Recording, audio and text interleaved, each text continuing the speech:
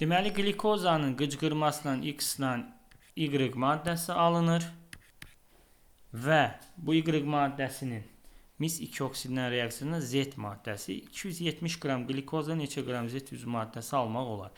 Buradan X və Y maddəsinin biri karbon qazı, biri də metil spirtidir, yəni metanoldur. Burada da 2 moldur. Buradan da görsənir ki, buradan hesablamalar aparanda 180 ml-dir glikozanın, buradakiləri yerinə qoyub yazanda 2 mol metil spirt alınırsa 270-dən X-dir. X da buradan eləyir 3 mol. 3 mol buradan bizdən spirt alınacaq. Və spirtin də, yəni metanolun da oksidləşməsindən alınan aldehid, Z-imiz aldehiddir.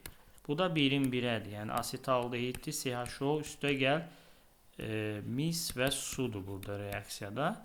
Deməli, bunu 1 mola, bunun emeri 44'dür. Biz tapmışıq 3 mola X-dır. X da buradan eləyəcək 132 qram. Cavabımız B variantı.